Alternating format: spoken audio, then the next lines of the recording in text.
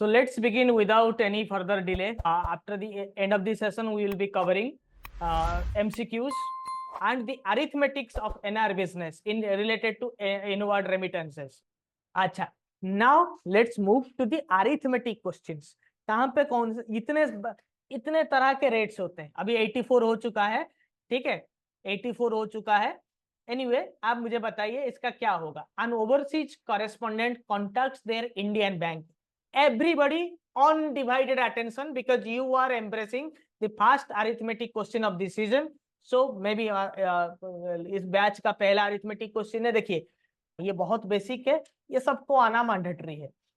खाली कौन सा रेट लगेगा ये आपको पता चल जाएगा तो हो जाएगा. और कभी कभी इस क्वेश्चन में आपको पूछेगा कि इसमें टीटी सेलिंग या टीटी बाइंग, बिल सेलिंग या बिल बाइंग, सीपीसी बाइंग, कौन सा रेट लगेगा भाई बताओ.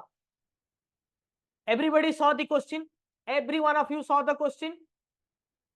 An overseas correspondent contacts their Indian bank informing them that USD 1.5 million has been credited to their Nostro account of the Indian bank. ठीक है, foreign bank का Indian account nostro. तो उन्होंने बोला कि भाई ओवरसीज कॉरेस्पोंडेंट है, तो उसने बोला कि हमारे नॉस्ट्रो अकाउंट में $1.5 million डिपॉजिट हो चुका है.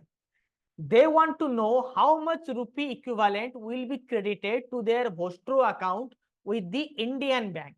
ठीक है, अच्छा सॉरी नोस्ट्रो अकाउंट मतलब वहां के अकाउंट में क्रेडिट हुआ है, तो इंडिया में वोस्ट्रो अकाउंट है, तो हमारे नोस्ट्रो अकाउंट में $1.5 million जमा हो गया है. तो आप कितना अमाउंट $1.5 million के ऊपर कितना अमाउंट रुपी में आप कन्वर्ट करके वोस्ट्रो में जमा करेंगे. The exchange rates of today of the Indian bank आज on date are as follows. Currency USD, TT selling 74.5, 74.65, TT buy 73.8. यहाँ पे आपको ढूंढना क्या है भाई लोग, कौन सा रेट लगेगा. कितना रेट है, 3, 4, 5, 6, 7, 8, 9 तरह की रेट है, सब में इधर उधर हो रहा है. कौन सा रेट लगेगा बताओ. TT selling, bill selling, TT buy, bill buy. मैं सीपीसी टीसी सबका फुल फॉर्म आपको बता रहा हूं. क्वेश्चन समझ में आया कि नहीं. पहले the most important point in a calculation और in any exam is to understand the question. Half way done. अगर आपने क्वेश्चन को समझ लिया ना, उसके बाद आप एलिमिनेशन कर पाएंगे, तुक्का लगा सकते हैं, बहुत कुछ कर सकते हैं. ठीक है, popular TT buying TT selling होता है तो तुक्का लगाएंगे, पहले समझेंगे तो तुक्का लगाएंगे ना. Can you tell me my dear friends, question समझ में आया कि नहीं आया. इसके बाद हम एमसीक्यू में जाएंगे. एमसीक्यू इंपोर्टेंट है, बट एक बार कैलकुलेशन भी समझ लेते हैं. क्वेश्चन सबको समझ में आया है, एवरीबॉडी अंडरस्टूड द क्वेश्चन. इस बार मैंने क्वेश्चन भी ऐड कर दिया है, अरिथमेटिक भी ऐड कर दिया है, नया है राइट. एक्साइटिंग, एक्साइटिंग या बोरिंग. अरिथमेटिक चाहिए था कि नहीं चाहिए था. अरिथमेटिक चाहिए था कि नहीं. आपका दिमाग खराब कर रहा हूं, दिमाग का दही बना रहा हूं रात को 11 बजे, बताइए. बिल्कुल बिल्कुल. अच्छा आप क्वेश्चन समझ गए, very good very good, question समझ गए. आंसर आ रहा है. The Indian bank uses the TT buying rate of the day as the foreign currency amount of USD 1.5 million has already been credited to its Nostro account. The bank uses the TT buy rate as it buys US dollars from its correspondent against Indian rupees and makes the same available to its foreign correspondent through Vostro account. देखिए vostro account में credit करना है, nostro में already जमा हो चुका है, बस कन्वर्ट करना होगा. यहाँ पे इंडियन बैंक क्या कर रहा है, बाय कर रहा है. ये टेलीग्राफिक ट्रांसफर होगा, नोस्ट्रो से वोस्ट्रो अकाउंट में जमा होगा. ठीक है, तो सीधा सीधा बैंक क्या कर रहा है, बैंक बाय कर रहा है. तो कौन सा रेट लगाएगा, टीटी बाइंग रेट 73.8 इंटू मतलब USD 1.5 मिलियन इंटू 73.8 था ना. टीटी बाय में 73.8, यहाँ पे तो मैंने 1.5 मिलियन दिया, आपको एग्जाम में सिर्फ 1 मिलियन देगा. ठीक है, मतलब बहुत इजी देगा. या फिर $100 लिखेगा, या फिर $100 लिखेगा, या फिर 1 करोड़ USD लिखेगा, मतलब जो आपका कैलकुलेशन इजीली हो जाए. Got my point, got my point my dear friends, clear. TT buying rate. मैं आगे एक एक करके समझाऊंगा। ये देखिए रेट है। टी सेलिंग रेट कहाँ पे यूज होगा? जब आप बैंक आपको सेल करेगा। आप मैं जाऊंगा फॉरेन घूमने के लिए, मैं बैंक को बोलूंगा कि सर मुझे जाना है दुबई। वैसे मैं आ चुका हूं, अभी दुबई तो नहीं जाना है। ठीक है, नेक्स्ट मैं कहीं पे जाऊंगा, मान लीजिए मैं जाऊंगा लंदन, तो मुझे चाहिए स्टर्लिंग पाउंड। तो बैंक मुझे टीटी सेलिंग रेट देगा, क्योंकि बैंक सेल कर रहा है। जैसे मैंने आपको टमाटर का एग्जांपल पहले दिखाया, टमाटर वाले वाले के लिए अलग अलग रेट है, उसका बाइंग रेट अलग है, उसका सेलिंग रेट अलग है। वो आपने दोस्त को 100 रुपए में खरीदा है, उसका बाइंग रेट 100 रुपए है, दूसरों को बेच रहा है 150 में, मगर अपने दोस्त को थोड़ी 150 में बेचेगा, 110 में। वो आप मंडी से खरीद रहे हैं इसीलिए 150 में लिया है, घर के पास वाले किराना शॉप से लेंगे तो 160 में लेंगे। आपके घर में ब्लिंकिट वाला ये जो ग्रोसरी वाले आप होते हैं वो डिलीवर करेंगे तो 200 रुपए लेंगे। तो अलग अलग कंज्यूमर्स के लिए अलग अलग रेट।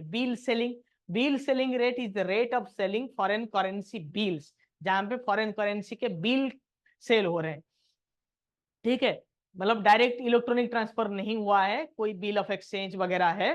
ठीक है, उसका जो सेलिंग जब हो रहा है, डिस्काउंटिंग हो रहा है। TT buy, telegraphic transfer buy rate, जिसमें फॉरेन करेंसी बैंक खुद बाय कर रहा है। बैंक को भी फॉरेन करेंसी चाहिए, कम में बाय करेगा तो सेल ज्यादा में करेगा, तो टीटी बाइंग रेट हमेशा कम होता है। जहां पे बैंक को बाय करना, बैंक के पास डिपॉजिट आ रहा है, आपने सरेंडर किया, तो टीटी बाइंग रेट आपसे लेगा।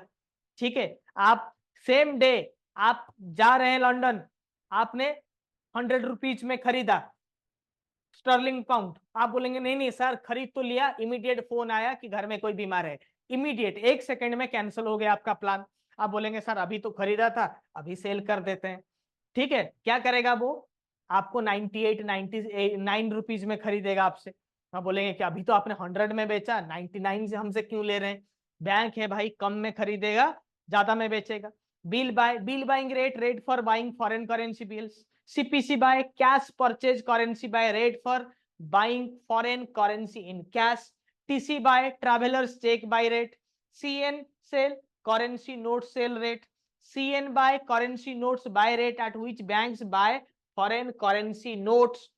ठीक है, नॉर्मली ये CN buy CN sell use नहीं होता है। TT selling, TT buying, bill selling, bill buying, यही ज्यादातर यूज होगा।